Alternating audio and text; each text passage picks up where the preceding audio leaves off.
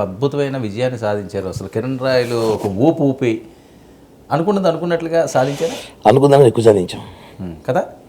120-130 సీట్లకి మేము పరిమితం అవుతాం అనుకున్నాం.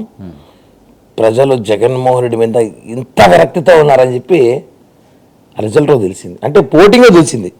పొద్దున 6 గంటలకి జనం లైన్లో అర్థమైపోయింది. ఈసారి మొత్తం వాంచేస్తున్నాం అనేసి మొత్తం వన్ సైడ్ వార్ ఈసారి మొత్తం. సో 164 సీట్లు అనేది ఆశ్చర్యకరం.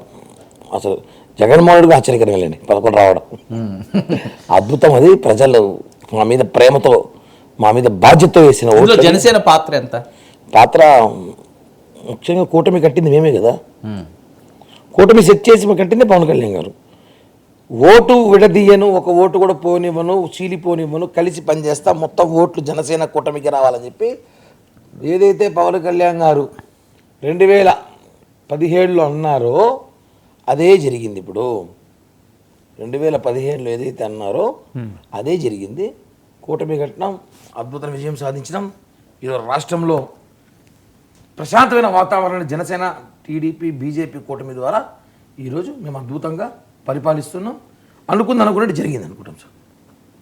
సరే, దీన్ని జెండాలు మోసిన వాళ్ళు, కష్టపడ్డ వాళ్ళు, కేసులు పెట్టించుకున్న వాళ్ళు, దెబ్బలు తిన్న వాళ్ళు, ఇబ్బందులు పడ్డ వాళ్ళు అందరూ హ్యాపీగా ఉన్నారు ఇప్పుడు. ఒకటి చెప్పనా సార్, జనసేన పార్టీ జనసైనికులందరూ పవన్ కళ్యాణ్ గారితో పాటు వాళ్ళ హ్యాపీ కన్నా ప్రజల శ్రేయస్సు ముఖ్యం. ఎందుకంటే మేము కూడా ప్రజల్లో ఉంటాం కాబట్టి. మేము అడవుల్లో, దీవుల్లో, ఆకాశంలో ఉండేవాళ్ళం కాదు, ప్రజల్లో ఉంటాం. ప్రజలు బాగుంటే మేము బాగుంటాం. ప్రజలైతే బాగున్నారు, వాళ్ళతో పాటు మేము బాగున్నాం. నిజంగా బాగున్నారా? నిజంగా బాగున్నాం మనస్ఫూర్తిగా. ఎందుకు బాగాలేదు సార్? బాగాలేకపోతే ఇక్కడికి స్టూడియోలో కూర్చునే వాళ్ళం కాదు కదా. బ్రహ్మాండంగా ఉన్నాం. రాష్ట్ర ప్రజలు బాగున్నారు, వాళ్ళతో పాటు మేము వాళ్ళతో పాటు బాగున్నాం. మా నాయకుడు మమ్మల్ని ఎప్పటికప్పుడు అన్ని అప్డేట్స్ తెలుసుకొని ఎవరికి ఏం చేయాలో అన్నీ కూడా జరుగుతున్నాయి. బ్రహ్మాండంగా ఉన్నాం. రాష్ట్రం బాగుంది. ఇంకొక 10 ఏళ్ళు కూటమి ఉంటే ఇంకా అభివృద్ధి జరుగుతుంది రాష్ట్రం. కిరణ్ రాయలు అలా ఒక అధికార ప్రతినిధిగానో లేకపోతే ఒక ఇన్ఛార్జిగానో పరిమితం అయిపోయినట్టేనా? 7 నెలలు అయ్యింది. అది వస్తుంది, ఇది వస్తుంది అన్నారు. ఆ బోర్డులు అయిపోయినాయి, కార్పొరేషన్లు ఆల్మోస్ట్ అయిపోయినాయి. ఇంకేమైనా మిగిలి ఉన్నాయా? ఎందుకు లేవు సార్, ఇంకా చాలా నామినేటెడ్ పోస్టులు ఉన్నాయి. ఇంకా 50కి పైగా పోస్టులు ఉన్నాయి. ఢిల్లీలో పోస్టులు ఉన్నాయి. ఢిల్లీ సెంట్రల్ మేమే ఉండేది. సెంట్రల్ మేమే ఉంటాం. సెంట్రల్లో డైరెక్టర్లు, చైర్మన్లు ఉన్నాయి. ఇంకా ఇక్కడ చైర్మన్లు ఉన్నాయి. పెట్టి ఇంకా అంటే పవన్ కళ్యాణ్ గారు ఎలా అంటే ఒక మనిషి గురించి అని బాగా తెలుసు. వీడు ఏది చేయగలుగుతాడు, వాడికి అదే ఇవ్వాలి.